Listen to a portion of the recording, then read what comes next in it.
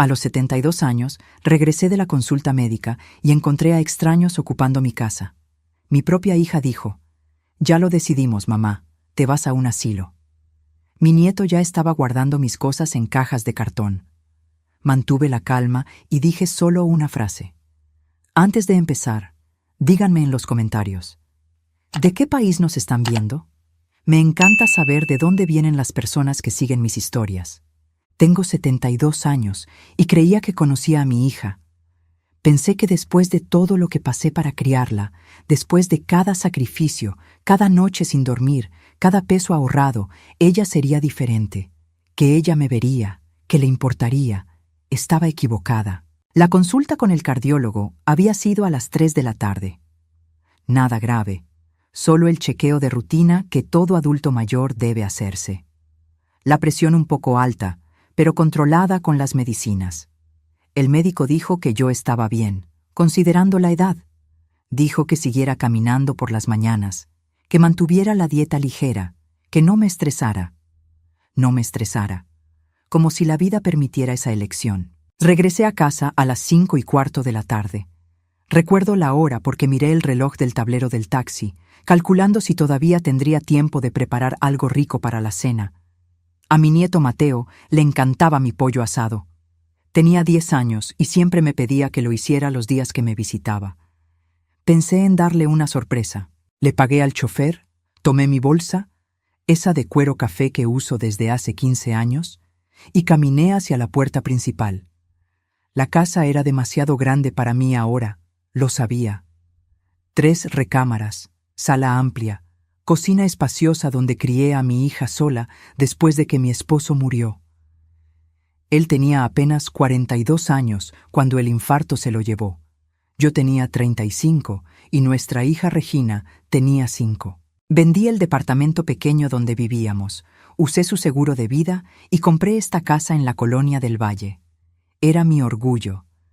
Cada ladrillo representaba una elección que tomé. Cada cuarto guardaba un recuerdo de lucha y superación. Puse la llave en la cerradura y noté algo extraño. La puerta no tenía seguro.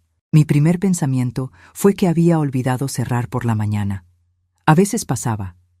La edad trae esos pequeños olvidos, aunque odiaba admitirlo. Pero no.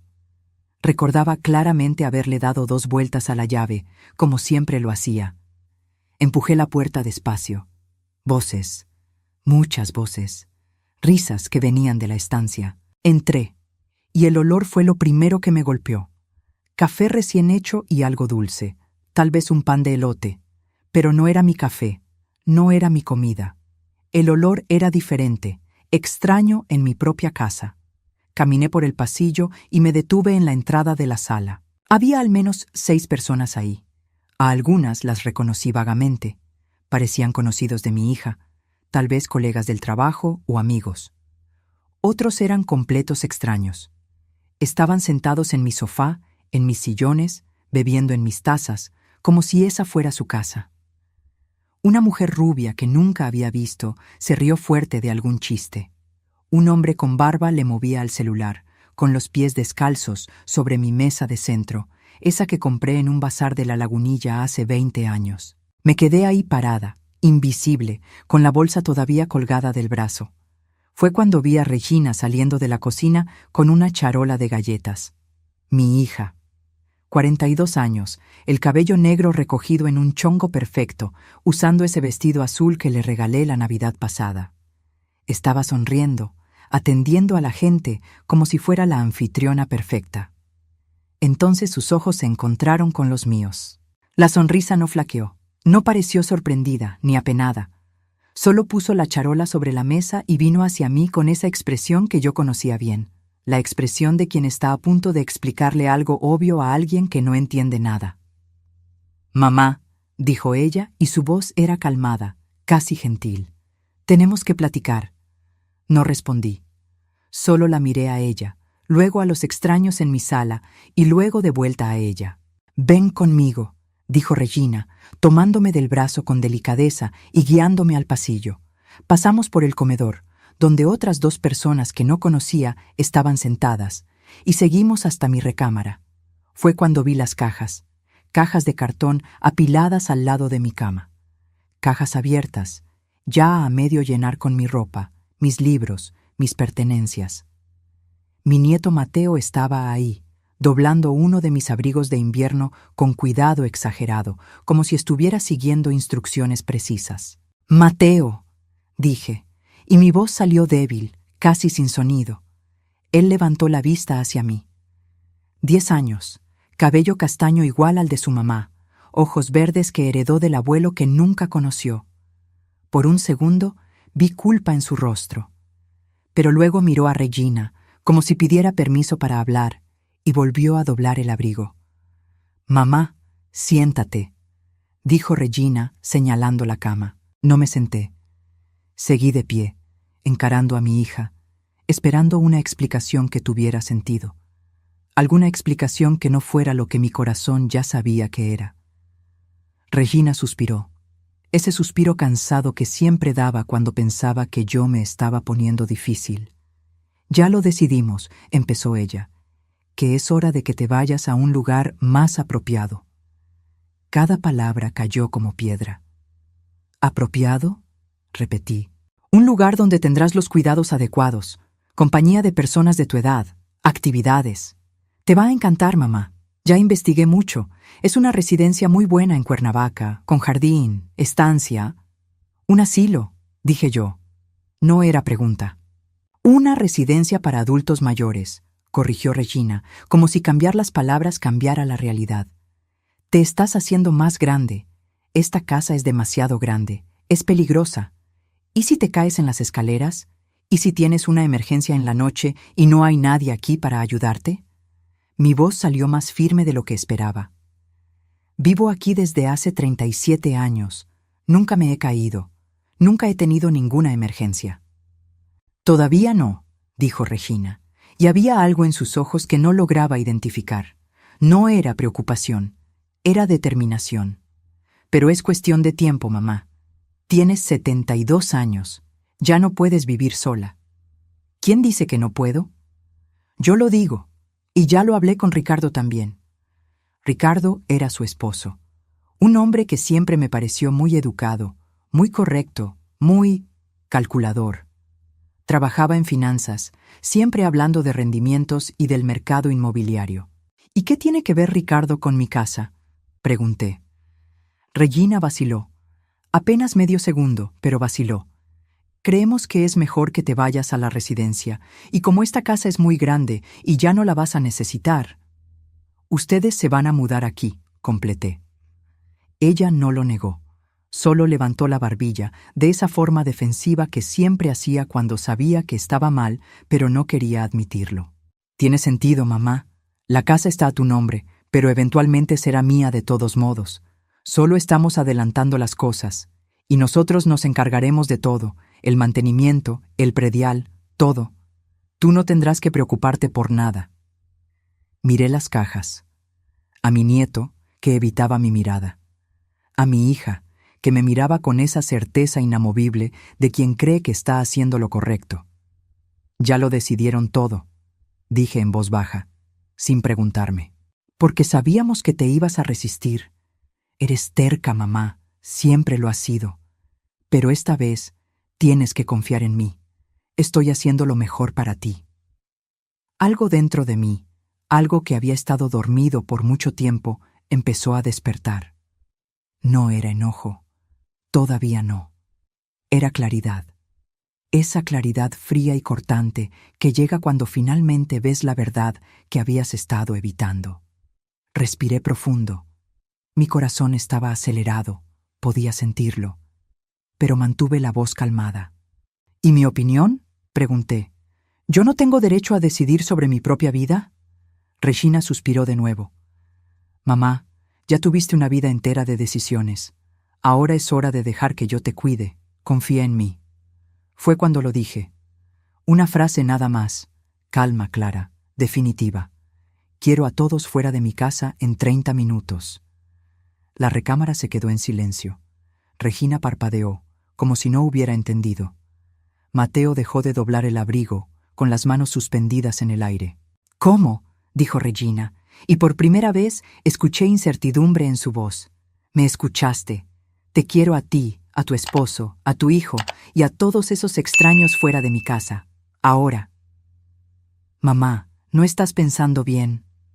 Estoy pensando muy claramente, dije, y cada palabra salió firme. Esta es mi casa.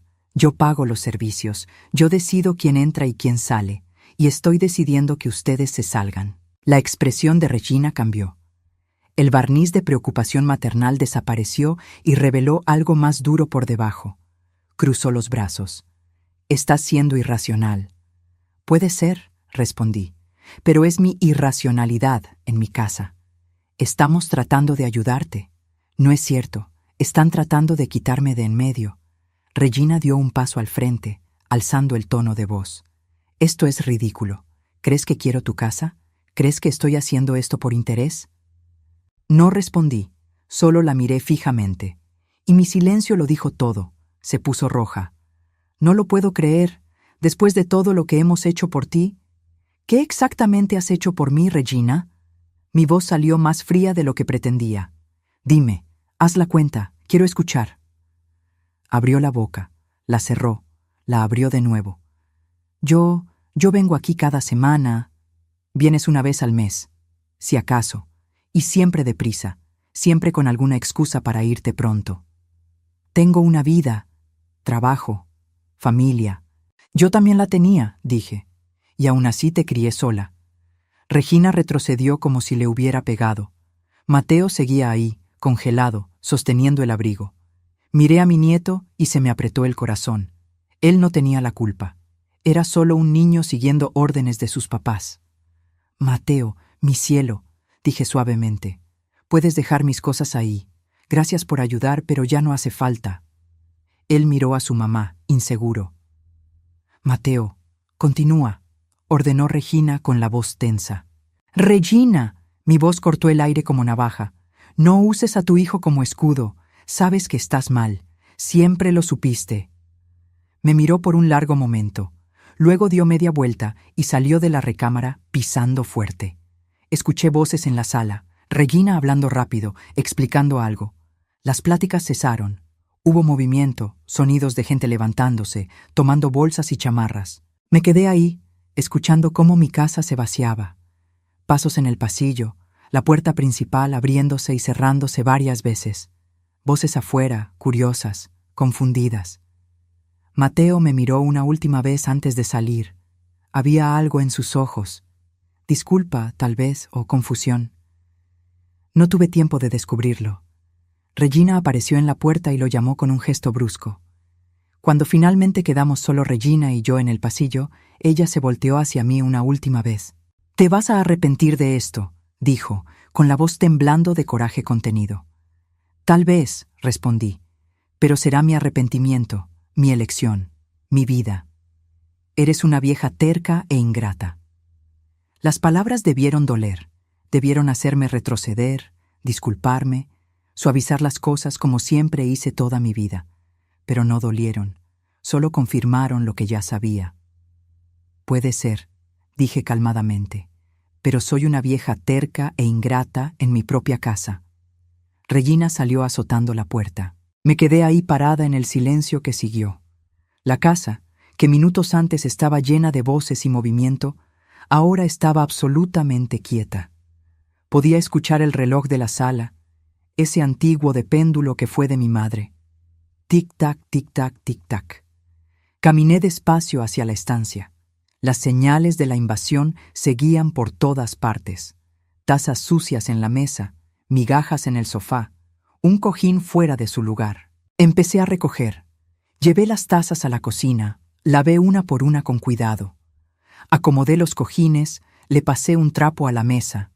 Limpié cada rastro de esas personas hasta que la casa volvió a parecer mía.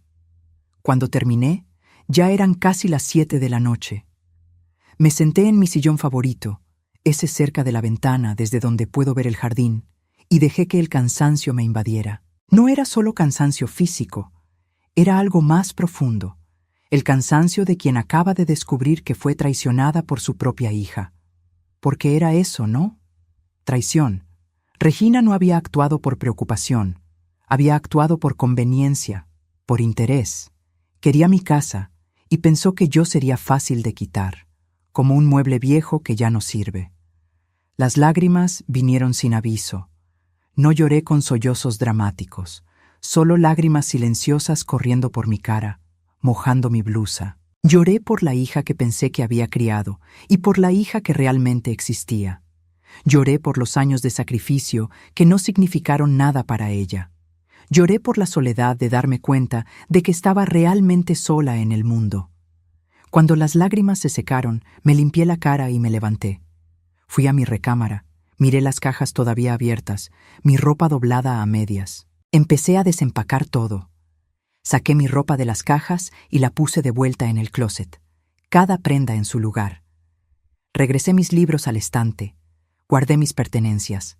No iba a ningún lado. No me iban a sacar de mi propia vida como si fuera un estorbo. Pero mientras acomodaba, una parte racional de mi mente empezó a trabajar. Regina no se iba a rendir. Conocía a mi hija demasiado bien. Ella creía que tenía la razón, y la gente que cree que tiene la razón no se detiene fácilmente. Necesitaba protegerme. Necesitaba asegurar que esto no pasara de nuevo. A la mañana siguiente desperté con un plan. Primero, le llamé a mi abogado.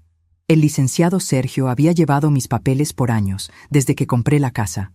Era un hombre meticuloso, cuidadoso, exactamente el tipo de persona que necesitaba ahora. «Doña Marta», dijo él cuando contestó. «¡Qué sorpresa! ¿En qué puedo ayudarla?» Le conté todo, cada detalle, desde que llegué a casa hasta la expulsión de Regina. Él me escuchó en silencio, haciendo preguntas ocasionales, anotando información. «Entiendo», dijo cuando terminé. «¿Y qué es lo que usted quisiera hacer?» «Quiero garantizar que esto no pase de nuevo. Quiero proteger mi casa, mis decisiones. Quiero tener la certeza de que mientras yo esté viva y lúcida, nadie pueda sacarme de aquí contra mi voluntad». «Eso es totalmente posible», respondió el licenciado Sergio. «Podemos redactar algunos documentos. Un poder con instrucciones muy específicas, nombrando a alguien de su confianza solo para situaciones de incapacidad comprobada. También podemos actualizar su testamento, incluir cláusulas que protejan sus intereses». «Hágalo», dije. «Entre más pronto, mejor». Quedamos de vernos en 2 días. Colgué el teléfono sintiéndome un poco más segura, pero todavía vulnerable. Regina tenía llaves de la casa. Podía regresar en cualquier momento. Llamé a un cerrajero. A las 2 de la tarde, todas las cerraduras estaban cambiadas. Eran chapas nuevas, modernas, más seguras. El cerrajero me entregó 3 llaves. Una la guardé conmigo, otra la escondí en un lugar seguro, y la tercera, la tercera quedó guardada para emergencias. Después, hice algo que nunca pensé que haría. Instalé cámaras. No eran muchas. Una en la puerta principal, una en la puerta de atrás, una en la estancia. Pequeñas, discretas pero funcionales. El técnico que las instaló me enseñó a ver las imágenes por el celular. «Es sencillo, doña Marta», me explicó con paciencia. «Usted abre la aplicación aquí y puede ver todo en tiempo real. Si alguien aparece, le llega una notificación». Practiqué unas cuantas veces hasta estar segura de que sabía usarla. Cuando todo estuvo listo, me senté de nuevo en mi sillón y miré a mi alrededor. La casa se veía igual, pero algo había cambiado. No eran solo las cerraduras o las cámaras, era yo.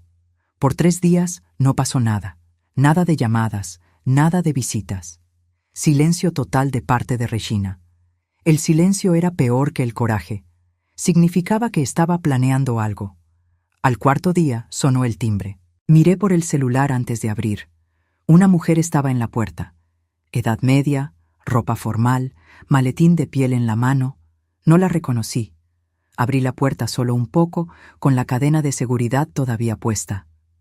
«¿Doña Marta Silva?», preguntó ella con una sonrisa profesional. «Sí. Mi nombre es la licenciada Paula Méndez. Soy trabajadora social. Su hija se puso en contacto conmigo, preocupada por su situación». Se me revolvió el estómago. ¿Mi situación? Ella mencionó que usted vive sola, que es de edad avanzada, que podría necesitar algún tipo de acompañamiento. No necesito acompañamiento, dije, manteniendo la voz educada pero firme. Estoy segura de que no, doña Marta. Pero si me permite entrar, podemos platicar un poco. Es solo una evaluación informal, nada oficial. Solo quiero asegurarme de que todo esté bien con usted. Me quedé ahí parada, debatiendo internamente. Parte de mí quería mandar a la mujer a volar, cerrar la puerta y ya. Pero otra parte, la parte que todavía creía en hacer las cosas correctamente, sabía que negarme podía parecer sospechoso. Un momento, dije. Cerré la puerta, quité la cadena y abrí completamente. Pase, por favor. La licenciada Paula entró, mirando a su alrededor con esa mirada evaluadora que los profesionales aprenden a disfrazar, pero nunca logran esconder del todo. Le ofrecí café. Aceptó. Fuimos a la cocina y mientras lo preparaba, ella siguió haciendo preguntas. ¿Cuánto tiempo lleva viviendo sola? Desde que mi hija se casó. 17 años. ¿Y cómo ha sido? ¿Puede cuidar la casa usted sola? Miré mi cocina. Limpia, organizada, todo en su lugar. Como puede ver, perfectamente. ¿Y el súper? ¿Lo hace usted misma? Voy al mercado cada semana. Camino hasta allá. Es buen ejercicio. ¿Medicamentos? ¿Toma alguno? Para la presión. Los tomo todos los días, a la misma hora. Nunca se me olvida. Ella anotaba todo en una libretita. Serví el café y nos sentamos a la mesa. ¿Doña Marta tiene amigos? ¿Vecinos con los que platique? Sí. Doña Cuca vive 3 casas abajo. Tomamos café juntas 2 veces por semana. Don Beto, el de la tiendita, siempre se detiene a platicar. La señorita de la farmacia se sabe mis recetas de memoria. ¿Y su hija? ¿Con qué frecuencia la ve? Vacilé. La licenciada se dio cuenta. Puede hablar con sinceridad, doña Marta. Estoy aquí para ayudar. Decidí ser honesta. Hasta la semana pasada venía a visitarme más o menos una vez al mes, siempre deprisa. Ahora no he hablado con ella. ¿Por qué? Le conté. No todos los detalles, pero lo suficiente. La llegada a casa, los extraños, las cajas, el plan de mandarme a un asilo sin consultarme. Paula escuchó sin interrumpir. Cuando terminé, se quedó en silencio un momento. ¿Y cómo se sintió usted con eso?, preguntó gentilmente. Traicionada, respondí sin dudar. Desechada, como si mi opinión no importara. Ella asintió, anotando algo más. Doña Marta, voy a ser franca con usted. Su hija está preocupada, pero por lo que veo aquí, usted es perfectamente capaz de cuidar de sí misma. La casa está limpia, usted está lúcida, orientada. No veo razón para ningún tipo de intervención. Sentí un alivio enorme. ¿Y eso es oficial? ¿Va a quedar en algún reporte? Voy a hacer un reporte, sí. Y voy a dejar claro que encontré a una señora independiente, capaz y que está viviendo muy bien sola. Se terminó su café, me hizo un par de preguntas más sobre mi rutina, mi salud y mis actividades. Luego se levantó. Muchas gracias por el café, doña Marta, y si necesita algo, lo que sea, aquí tiene mi tarjeta. Acepté la tarjeta y la acompañé a la puerta. En cuanto se fue, le llamé inmediatamente al licenciado Sergio. Mandaron a una trabajadora social, dije sin rodeos. Era de esperarse, respondió él con calma. Su hija está tratando de armar un caso de que usted no tiene condiciones para cuidarse sola. Pero si la profesional fue ética, y por lo que me cuenta parece que sí, eso en realidad la favorece. ¿Cómo? Porque ahora hay un reporte oficial diciendo que todo está bien con usted. Si su hija intenta algo más drástico, como una interdicción, por ejemplo, ese reporte va a pesar en su contra. Interdicción. La palabra me heló la sangre. ¿Ella puede hacer eso? ¿Declararme incapaz? Puede intentarlo, pero es un proceso largo y complejo y necesitaría muchas pruebas de que usted está incapacitada, lo cual claramente no es el caso. Respiré profundo. ¿Cuándo nos vemos para firmar esos papeles? Mañana mismo, si gusta. Ya están listos. Al día siguiente, fui a la oficina de Sergio. Me explicó cada documento con paciencia, cada cláusula, cada protección legal que estábamos estableciendo. Firmé todo. El poder, El testamento actualizado, mis directrices de voluntad anticipada, documentos que garantizaban que mis decisiones serían respetadas mientras yo estuviera viva y fuera capaz. ¿Y si de verdad intenta la interdicción?, pregunté. Vamos a pelear y vamos a ganar. Usted tiene todas las condiciones mentales y físicas. Tiene el reporte de la trabajadora social. Tiene seguimiento médico regular. No hay base legal para una interdicción. Salí de la oficina sintiéndome más fuerte, más protegida. Pero Regina todavía no terminaba. 2 días después recibí una llamada. Número desconocido. ¿Bueno? ¿Doña Marta? Hablamos del Hospital Ángeles. Su hija Regina acaba de ingresar hace 1 hora. Está preguntando por usted. Mi corazón se aceleró. ¿Qué pasó? ¿Está bien? Una crisis de ansiedad. Nada grave, pero insiste en hablar con usted. Tomé mi bolsa y salí inmediatamente. Pedí un taxi y fui directo al hospital. En el camino, la cabeza me daba vueltas. Regina nunca había tenido problemas de ansiedad. Nunca. Algo andaba mal. Cuando llegué al hospital, fui directo a la recepción. Vengo a ver a mi hija, Regina Santos. Me llamaron. La recepcionista frunció el ceño. Un momento. Tecleó algo en la computadora. Lo siento, señora, pero no tenemos ninguna paciente con ese nombre. Me quedé ahí parada, procesando. ¿Está segura? Me llamaron de aquí hace menos de 1 hora. Estoy segura. Revisé todos los ingresos de hoy. No hay ninguna Regina Santos. Regresé a casa en un estado de confusión y coraje. Fue una mentira, un truco para sacarme de mi casa. Cuando llegué, revisé las cámaras por el celular. Y ahí estaba. Regina había estado ahí. Durante los 40 minutos que estuve fuera, ella fue a mi casa. Las imágenes la mostraban tratando de abrir la puerta, descubriendo que las chapas habían sido cambiadas, dándole la vuelta a la casa tratando de encontrar otra entrada. Después de unos minutos, se rindió y se fue. Pero el mensaje estaba claro. No se iba a detener. Guardé las grabaciones, cada una de ellas. Las copié en una memoria USB, hice un respaldo en la nube, las salvé de todas las formas posibles. Si necesitaba pruebas de que Regina me estaba acosando, ahora las tenía. Pero lo que más me dolía no era el acoso en sí, era el por qué.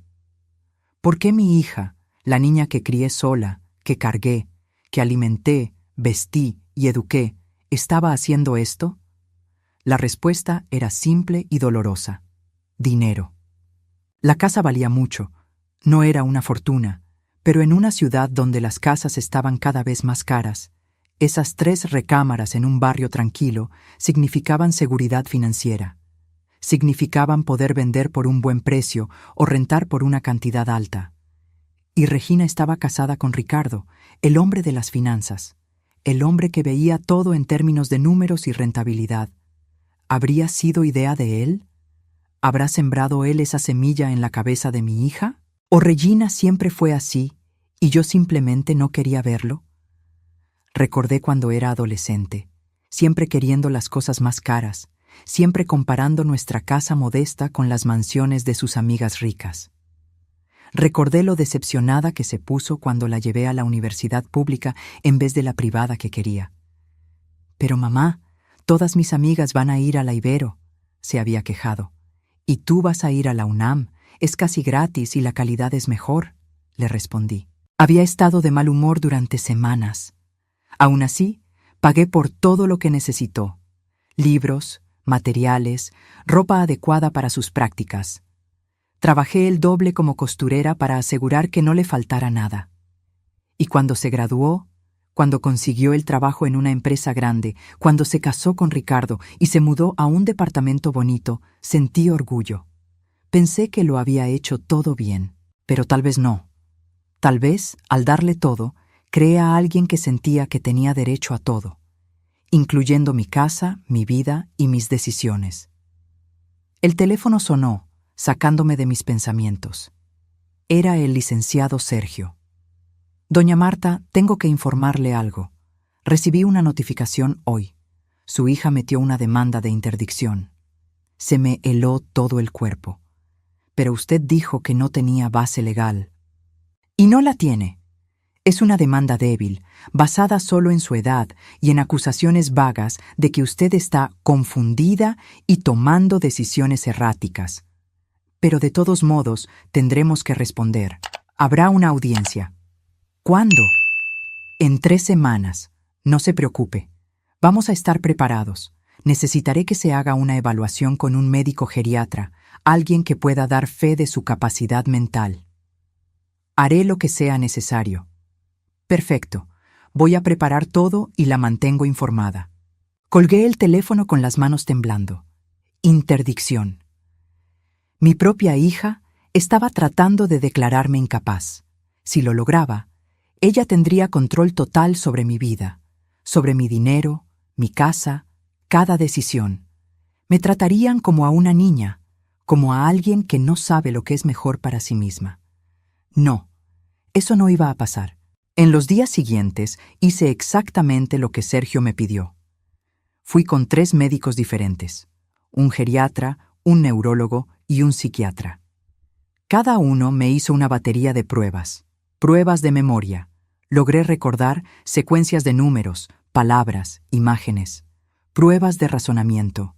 Resolví problemas lógicos, acertijos mentales, pruebas de orientación. Sabía mi nombre completo, mi fecha de nacimiento, dónde estaba, qué día era, quién era el presidente. Pruebas físicas. Mi coordinación motriz estaba perfecta. Mi equilibrio era bueno para mi edad. Cada médico llegó a la misma conclusión. Yo estaba plenamente capaz, lúcida, orientada, con todas mis facultades mentales intactas. Los certificados médicos fueron enviados directamente al licenciado Sergio. Mientras tanto, seguí con mi vida normal. O traté. Iba al mercado, platicaba con los vecinos, cuidaba el jardín. Pero había una sombra sobre todo. La sensación constante de estar siendo observada, juzgada, esperando el próximo ataque. Regina no volvió a aparecer. No llamó, no mandó mensaje. Silencio absoluto. Pero yo sabía que se estaba preparando para la audiencia, probablemente reuniendo lo que fuera que ella creyera que servía como prueba de mi incapacidad. Doña Cuca, mi vecina, notó mi tensión. «Marta, te ves diferente», dijo una de nuestras tardes de café. «¿Pasó algo?» Le conté todo. Me escuchó con los ojos bien abiertos, moviendo la cabeza con incredulidad. «¿Tu propia hija? No lo puedo creer. ¿Cómo es posible?» «Créelo», dije con amargura. «Está pasando». «¿Y qué vas a hacer?» «Pelear. No voy a dejar que me quite mi independencia». Doña Cuca me tomó la mano. «Si necesitas algo, lo que sea, aquí estoy. Puedo testificar por ti, decir que estás perfectamente bien». «Gracias», dije, y por primera vez en días sentí que las lágrimas me quemaban los ojos. Significa mucho. La semana antes de la audiencia fue la peor. No podía dormir bien. Me quedaba despierta en la madrugada, mirando el techo, imaginando escenarios. ¿Y si el juez le creía a Regina? ¿Y si, a pesar de todos los certificados médicos y las pruebas, decidía que una hija sabe lo que es mejor para su madre? ¿Y si perdía todo? Mi casa, mi libertad, mi vida. El licenciado Sergio me llamó la noche antes de la audiencia. «¿Cómo se siente, doña Marta?» «Aterrada», admití. «No tiene por qué. Tenemos un caso sólido, 3 certificados médicos que avalan su capacidad. El reporte de la trabajadora social es favorable. Testigos dispuestos a hablar de su independencia. Regina tiene... ¿qué? Acusaciones vagas y su propia ambición. ¿Y si no es suficiente? Lo será. Confíe en mí. He pasado por decenas de casos así. Sé reconocer cuando alguien está tratando de aprovecharse de un adulto mayor. Y sé que los jueces también lo reconocen. Dormí mal esa noche. Soñé con mi hija pequeña, con sus risas, con la época en la que me miraba como si yo fuera la persona más importante del mundo. ¿Cuándo se había transformado ese amor en ambición? La mañana de la audiencia amaneció fría. Me puse mi mejor ropa, un traje sastre azul marino que compré para la boda de Regina, y me arreglé el cabello con cuidado. Quería verme exactamente como era, una mujer lúcida, capaz, que sabía cuidarse sola. Sergio pasó por mí a la casa. En el camino al juzgado repasamos todo una vez más. Sea usted misma. Responda las preguntas con calma y claridad. No deje que la provoquen. No demuestre coraje, aunque lo sienta. ¿Y si ella está ahí? ¿Regina? Va a estar ahí. Es parte del proceso. Pero no tiene que mirarla, no tiene que reconocerla. Enfóquese en el juez, en las preguntas y en sus respuestas. Cuando llegamos al juzgado, mi corazón iba a 1000, pero mis manos estaban firmes. Entramos a la sala de audiencias, y ahí estaba ella, Regina, sentada al otro lado de la sala con su abogado, vestida de forma conservadora, el cabello recogido, sin maquillaje exagerado, tratando de verse como la hija preocupada. Nuestros ojos se cruzaron por medio segundo. Vi algo en su mirada, desafío, determinación y tal vez un destello de culpa rápidamente reprimido. Desvié la mirada y me senté junto a Sergio. El juez entró. Era un hombre de edad media, cabello canoso, expresión seria pero no dura. La audiencia empezó. El abogado de Regina habló primero. Presentó la solicitud de interdicción, alegando que yo estaba en edad avanzada, viviendo sola, sin condiciones adecuadas para cuidarme. Mi cliente está profundamente preocupada por la seguridad de su madre, dijo con voz solemne. Doña Marta tiene 72 años, vive sola en una casa demasiado grande para ella. Recientemente ha demostrado comportamiento errático, hostilidad sin razón, paranoia. Como si proteger mi propia casa fuera paranoia. Además, continuó el abogado, doña Marta rechazó ayuda profesional, expulsó a familiares de su casa, cambió las cerraduras como si la estuvieran persiguiendo. Son señales claras de que algo no anda bien. Cuando terminó, fue el turno del licenciado Sergio. Su señoría, empezó él, con voz calmada y firme. Lo que estamos presenciando aquí no es un caso de incapacidad mental, sino un intento claro e inescrupuloso de una hija por tomar el control de los bienes de su madre. Presentó los certificados médicos, uno por uno, leyó fragmentos relevantes. Paciente lúcida, orientada en tiempo y espacio. Todas las pruebas cognitivas dentro de la normalidad. No presenta signos de demencia, Alzheimer o cualquier otra condición que comprometa su capacidad de decisión. Después, presentó el reporte de la trabajadora social. La profesional deja claro que encontró a una señora perfectamente capaz de cuidar de sí misma. Luego Sergio miró directamente al juez. En cuanto al alegado comportamiento errático, permítame aclarar lo que realmente pasó. Doña Marta llegó a casa después de una consulta médica y encontró la casa llena de extraños. Encontró a su hija repartiendo sus pertenencias, haciendo planes para mandarla a un asilo sin siquiera consultarla. Encontró sus cosas empacadas como si ya estuviera muerta. Su voz subió un tono, indignada pero controlada. Doña Marta reaccionó como cualquier persona en pleno uso de sus facultades mentales reaccionaría. Defendió su casa, su autonomía, su derecho a decidir sobre su propia vida. Cambió las cerraduras porque su hija, la misma que ahora alega preocupación, invadió su privacidad. Eso no es paranoia, su señoría, es autopreservación. El juez escuchó todo en silencio, haciendo anotaciones ocasionales. Entonces habló. Me gustaría hacerle algunas preguntas directamente a doña Marta. Me levanté, con las piernas un poco temblorosas, y me acerqué. Doña Marta, ¿puede decirme su nombre completo y fecha de nacimiento? Marta Oliveira Silva, nacida el 15 de marzo de 1952. ¿Qué día es hoy? Martes, 23 de abril de 2024. ¿Sabe usted dónde está? En el juzgado civil, ante usted para una audiencia de interdicción promovida por mi hija. Él asintió y siguió haciendo preguntas. Sobre mi rutina, sobre cómo cuidaba la casa, sobre mis finanzas. Respondí todo con calma y precisión. ¿Usted administra sus propias cuentas? Sí, pago todos mis servicios a tiempo. Hago el súper dentro de mi presupuesto. Tengo un pequeño ahorro para emergencias.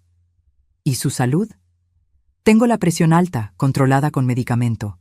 Tomo las medicinas todos los días, a la misma hora. Hago seguimiento médico regular.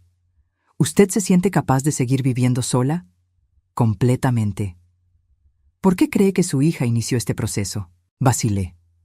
Miré a Regina. Ella me miraba con una expresión neutra, imposible de leer. Porque quiere mi casa, dije simplemente. Y cree que quitándome del camino puede tenerla. El abogado de Regina se levantó. Objeción. Mi cliente actúa por preocupación maternal. El juez levantó la mano. La testigo está respondiendo mi pregunta. Continúe, doña Marta. Mi hija apareció en mi casa con extraños, planeando mandarme a un asilo sin consultarme. Cuando me opuse, trató de hacerme parecer incapaz. Todo eso porque quiere algo que es mío. ¿Y usted no tiene deseo alguno de irse a una residencia para adultos mayores? Ninguno. Vivo en esa casa desde hace 37 años. Crié a mi hija ahí. Es mi hogar. Mientras yo sea capaz de cuidarme sola, es donde quiero estar. El juez hizo un par de preguntas más y luego me permitió sentarme. Regresé a mi lugar, con el corazón todavía acelerado. Entonces fue el turno de Regina de ser llamada. Se levantó y caminó al frente con pasos firmes. El juez le hizo preguntas similares, sobre su preocupación, sobre lo que había observado en mi comportamiento. Regina respondió con una voz suave, casi triste. Estoy muy preocupada por mi mamá, su señoría. Se está haciendo grande y temo por su seguridad. La casa es grande, tiene escaleras. ¿Y si se cae? ¿Y si hay una emergencia y no hay nadie para ayudar? Esas son preocupaciones razonables, dijo el juez. Pero su madre parece estarse cuidando muy bien. Por ahora, insistió Regina. Pero, ¿y en 6 meses? ¿En un año? ¿No sería mejor asegurar que esté en un lugar seguro antes de que pase algo malo? Sergio se levantó. Su señoría, ¿puedo hacer una pregunta? El juez asintió. Sergio miró a Regina. ¿Con qué frecuencia visitaba a su madre antes de este incidente? Regina parpadeó. Yo la visitaba regularmente. ¿Regularmente cómo? ¿Una vez por semana? ¿Cada 15 días? Más o menos una vez al mes. ¿Y cuánto tiempo se quedaba? Depende. Unas horas. ¿Unas horas o unos minutos? Regina se puso roja. Tengo una vida ocupada, trabajo, familia. Entiendo. ¿Y en esas visitas mensuales rápidas, notó algún signo de incapacidad mental en su madre? Bueno, no exactamente, pero... ¿Su madre alguna vez olvidó tomar su medicina? No que yo sepa. ¿Alguna vez dejó ollas en la estufa, puertas abiertas o recibos sin pagar? No, pero eso no significa... ¿Su madre alguna vez se perdió o demostró confusión sobre dónde estaba o quién era? No. Entonces, concluyó Sergio, usted está pidiendo la interdicción de una mujer que por su propia admisión nunca ha demostrado ningún signo real de incapacidad mental. El juez interrumpió. Creo que he escuchado suficiente. Hubo un silencio tenso en la sala mientras el juez revisaba sus papeles. Casi no podía respirar. Voy a dictar mi decisión ahora, dijo finalmente. Mi corazón se detuvo. Analicé todos los documentos presentados. Leí 3 certificados médicos independientes, todos dando fe de la plena capacidad mental de doña Marta. Leí el reporte de la trabajadora social, que confirma que la requerida está viviendo de forma independiente y adecuada. Miró a Regina. También observé que la requirente no presentó ninguna prueba concreta de incapacidad, solo acusaciones vagas basadas en la edad y en preocupaciones hipotéticas sobre el futuro. Su voz se volvió más firme. La edad avanzada por sí sola no es motivo de interdicción. Muchas personas viven de forma productiva e independiente hasta edades muy avanzadas. Doña Marta tiene 72 años, no 92. E incluso si tuviera 92, si estuviera en pleno uso de sus facultades mentales, tendría derecho a su autonomía. Hizo una pausa. En cuanto al alegado comportamiento errático, entiendo perfectamente las acciones de doña Marta. Protegió su casa y su privacidad contra lo que percibió con razón como una invasión. Eso demuestra juicio, no confusión mental. Miró directamente a Regina y su expresión se endureció.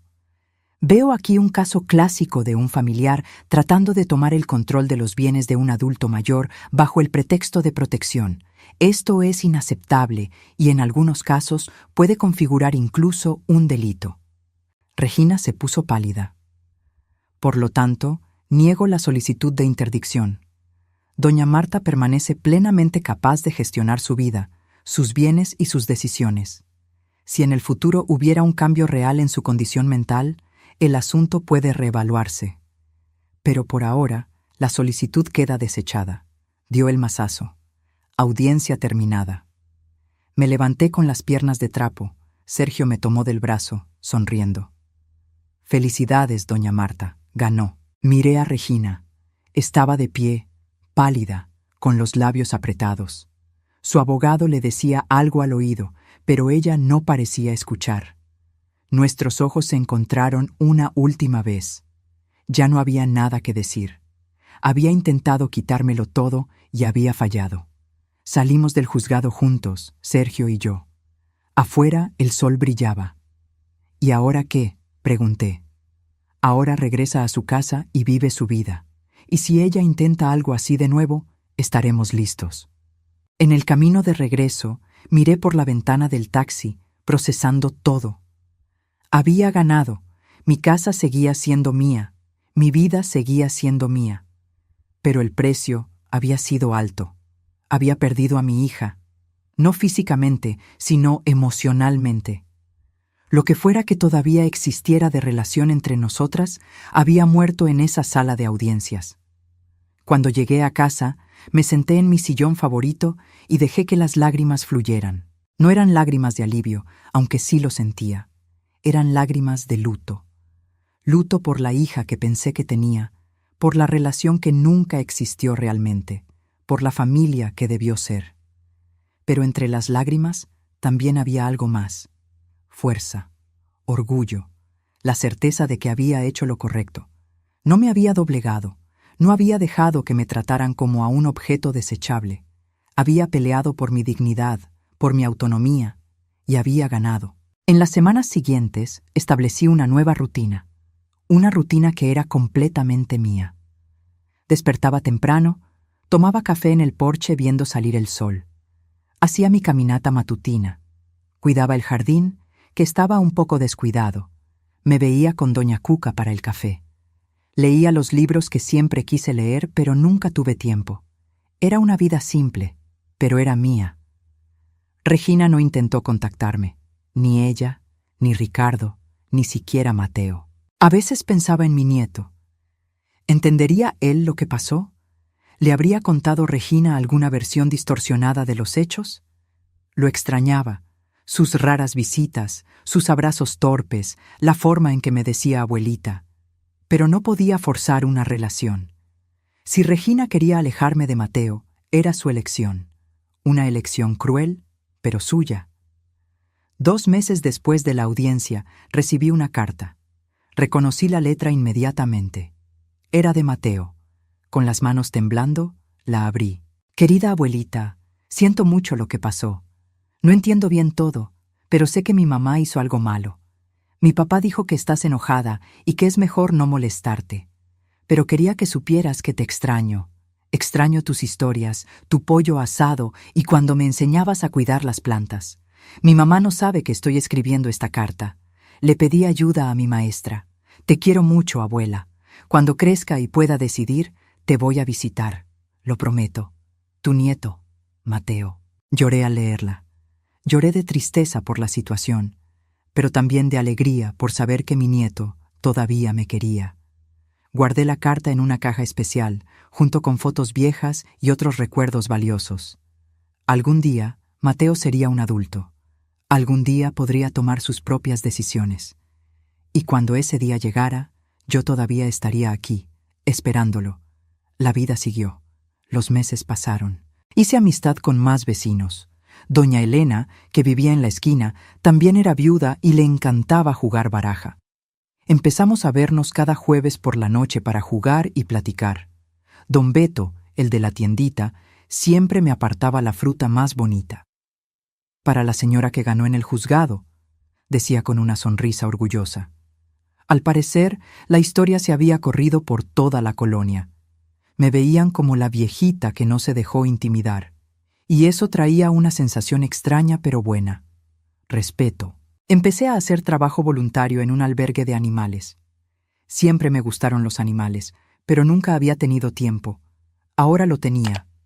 3 veces por semana iba para allá a ayudar. Alimentaba a los gatos, paseaba a los perros, limpiaba las jaulas. Era trabajo pesado, pero gratificante. Y fue ahí donde conocí a Clara. Clara tenía 19 años, estudiaba veterinaria y era voluntaria desde hacía 3 años. Era dulce, atenta, llena de energía. Platicábamos mucho mientras trabajábamos. Ella me contaba de la facultad, de sus sueños de tener su propia clínica algún día. Yo le contaba historias de mi vida, de las dificultades que pasé criando a Regina sola. Un día me preguntó: «Doña Marta, ¿usted tiene nietos?» «Tengo uno», respondí. «Mateo, pero no tengo contacto con él por ahora». «¿Por qué?», preguntó con esa franqueza inocente de los jóvenes. Le conté, no todos los detalles, pero lo suficiente. Clara me escuchó con los ojos muy abiertos. ¿Su propia hija hizo eso? Lo hizo. Pero, ¿cómo? Si usted se ve tan lúcida, tan capaz. Exacto, dije con una sonrisa amarga. Pero quería mi casa, y pensó que yo sería fácil de hacer a un lado. ¡Qué horror!, susurró Clara. Luego, por impulso, me abrazó. Lo siento mucho, doña Marta. Ese abrazo significó más de lo que ella imaginaba. Se sentía bien recibir afecto genuino, sin segundas intenciones. Clara se volvió una presencia constante en mi vida. A veces aparecía en mi casa solo para platicar. Traía sus libros de veterinaria y estudiaba en mi mesa de la cocina mientras yo cocinaba. «Es más tranquilo aquí que en mi casa de estudiantes», decía. Me gustaba la compañía. La casa se sentía menos silenciosa, menos vacía. Un día preparé una comida especial.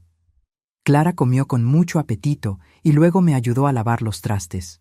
«Doña Marta», dijo mientras secaba un plato, «¿puedo hacerle una pregunta personal?» «Claro. ¿Nunca ha pensado en, no sé, rehacer su vida? ¿Conocer a alguien?» Me reí. ¿A los 72 años? ¿Por qué no? Mi abuela conoció a su segundo esposo a los 68. Fueron felices 15 años antes de que él falleciera. La idea era absurda, pero al mismo tiempo no lo era. ¿Por qué no? Todavía estaba viva, todavía tenía mucho que ofrecer. No sé, dije honestamente. Nunca lo he pensado. Debería pensarlo. Usted merece ser feliz, doña Marta. Merece tener a alguien que la valore. Las palabras se quedaron dando vueltas en mi cabeza después de que ella se fue. ¿Será que merecía ser feliz? ¿Después de todo? Sí. La respuesta llegó clara y firme. Sí, me lo merecía. Empecé a prestarme más atención a mí misma, a cuidarme más, no por vanidad, sino por respeto propio. Compré ropa nueva. Nada extravagante, solo piezas que me hacían sentir bien. Me pinté el cabello, cubriendo las canas con un castaño suave. Empecé a usar un poco de maquillaje ligero, y funcionó. No en el sentido de conocer a alguien en plan romántico. Eso no pasó, sino en el sentido de sentirme viva otra vez. De verme como algo más que solo una madre rechazada o una abuela alejada. Era Marta, simplemente Marta, una mujer de 72 años con vida por delante. 6 meses después de la audiencia, recibí otra visita inesperada. Sonó el timbre una tarde de sábado. Revisé la cámara y mi corazón dio un salto. Era Mateo, solo, en mi puerta, con su mochila al hombro. Abrí la puerta rápido. «¡Mateo!», me miró con los ojos llenos de lágrimas. «Abuelita, ¿puedo pasar?» «Claro, claro». Lo jalé hacia adentro y lo abracé fuerte. Lloró en mi hombro. No pregunté nada todavía, solo lo sostuve, acariciándole la espalda como hacía cuando era más chiquito. Cuando se calmó un poco, lo llevé a la cocina y le preparé un chocolate caliente. Nos sentamos a la mesa. «¿Qué pasó?», pregunté gentilmente. «Pelearon», dijo, con la voz todavía temblorosa. «Mi mamá y mi papá pelearon feo». «¿Por qué?». Por dinero, siempre es por el dinero. Mi papá dijo que mi mamá lo arruinó todo cuando trató de quitarte la casa. Dijo que ahora nadie en la familia confía en ella, que destruyó su reputación. Se me apretó el corazón. No por Regina, sino por Mateo, teniendo que escuchar eso.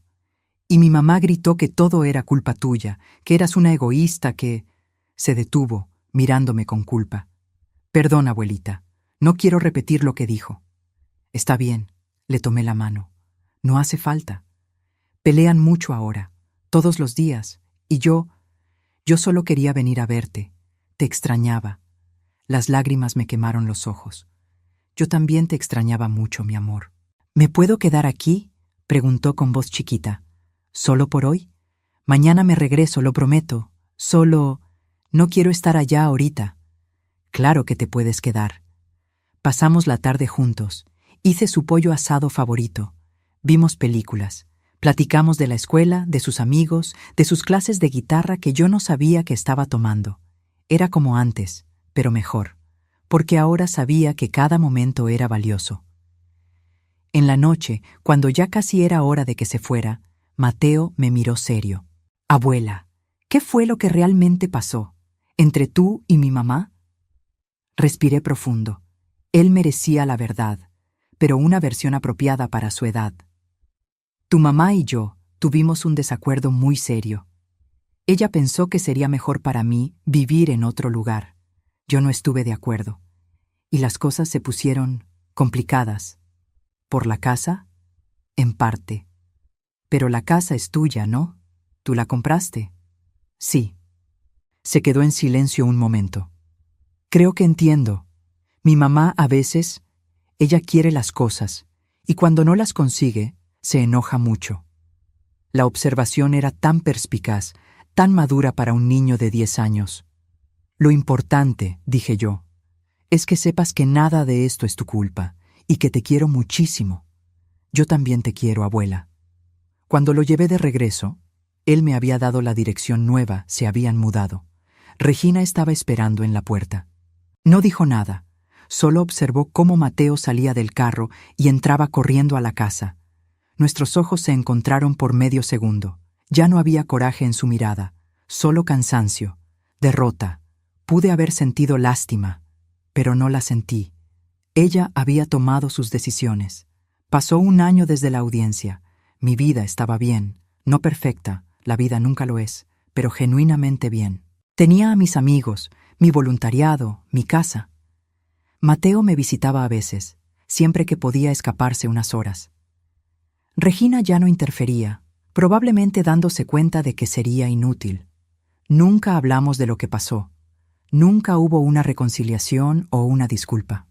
Solo distancia. Una distancia segura donde ninguna podía lastimar a la otra. Yo estaba en paz con eso. Una tarde recibí una llamada de Sergio. Doña Marta, tengo noticias. Su hija puso su casa en venta. Ah, fue lo único que pude decir. Al parecer tienen problemas económicos. El matrimonio también parece ir mal. Escuché rumores de una separación. No sentí satisfacción con la noticia, solo una tristeza silenciosa. Gracias por avisarme, dije. Solo pensé que debía saberlo. Por si intenta acercarse otra vez, estaré atenta. Pero Regina no se acercó, ni cuando vendió la casa, ni cuando se divorció de Ricardo 3 meses después, ni cuando se mudó a un departamento pequeño ella sola. Mateo, ahora con 11 años, venía a contarme de cada cambio. Se dividía el tiempo entre sus papás, que tenían la custodia compartida. Mi mamá está diferente, me dijo una vez. Más callada, creo que está triste. Probablemente lo esté, respondí. A veces la vida nos enseña lecciones difíciles. ¿Todavía estás enojada con ella? Pensé en la pregunta.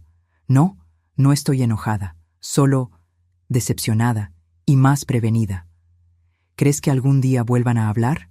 No lo sé, mi amor. Tal vez, o tal vez no. Algunas cosas, cuando se rompen, no vuelven a ser como antes. Él asintió, procesando eso con la seriedad que lo caracterizaba. Una mañana de domingo, casi 2 años después de la audiencia, sonó el timbre. Miré la cámara y mi corazón dio un vuelco. Era Regina. sola, sin abogado, sin planes malvados, solo Regina, viéndose más vieja, más cansada de lo que recordaba. Vacilé. Mi mano se quedó sobre la chapa. Entonces abrí la puerta, pero sin quitar la cadena de seguridad. «Mamá», dijo ella, y su voz tembló. «Regina». Nos quedamos ahí, mirándonos por la rendija de la puerta. «Yo... ¿puedo pasar?», preguntó. «Depende». «¿A qué?» «A platicar. De verdad, sin abogados, sin peleas, solo... platicar». La miré a los ojos y vi algo que no había visto en mucho tiempo. Sinceridad. Vulnerabilidad. Quité la cadena y abrí la puerta. Entró despacio, como si pisara terreno sagrado que ella misma había profanado. Fuimos a la estancia. Me senté en mi sillón. Ella se quedó de pie un momento, luego se sentó en el sofá. El silencio se alargó. «Me equivoqué», dijo finalmente. «Me equivoqué mucho. Y perdóname». No respondí. Solo esperé. Cuando Ricardo sugirió que debías irte a un asilo, me hizo sentido en la cabeza. La casa estaba aquí, vacía la mayor parte del tiempo. Tú estabas sola, parecía... lógico. «Lógico», repetí, y la palabra salió amarga. «Lo sé. Sé que fue horrible, que fue egoísta, que te traté como un problema que resolver, no como a mi madre». Lágrimas empezaron a correr por su cara. «Lo perdí todo, mamá. Mi matrimonio, mi casa, mi reputación. Toda la familia me odia. Los amigos se alejaron. Y lo peor...» Su voz se quebró. «Lo peor es que me lo merezco. Me merezco cada consecuencia». Sentí que algo se ablandaba dentro de mí. No un perdón inmediato, pero algo parecido a la compasión. «¿Por qué vienes ahora?», pregunté. «Porque estoy en terapia, desde hace 6 meses, y mi terapeuta me hizo darme cuenta de que pasé toda mi vida dándote por sentado, como alguien que siempre iba a estar ahí, que siempre me iba a querer, que siempre me iba a perdonar sin importar lo que hiciera». Se limpió las lágrimas con el dorso de la mano. «Y cuando me dijiste que no, cuando te defendiste, me puse furiosa, porque ¿cómo te atrevías? ¿Cómo te atrevías a negarme algo que yo quería?». Moví la cabeza lentamente. Al menos estaba siendo honesta. «Pero ahora entiendo. Entiendo que no eras un recurso mío. Eras una persona, con deseos, necesidades, derechos, y yo te traté como nada». Más lágrimas. «No vengo a pedirte perdón. Sé que no me lo merezco. Solo quería que supieras que sé lo que hice. Y que lo siento mucho». Respiré profundo. Dejé que sus palabras entraran. Procesé cada una. «Gracias», dije finalmente, «por disculparte, por reconocerlo». «¿Tú me perdonas?», preguntó, con una voz llena de una esperanza temerosa. «No lo sé», respondí honestamente. «Perdonar no es un interruptor que se prende y se apaga. Es un proceso, y va a tomar tiempo». Asintió, aceptándolo.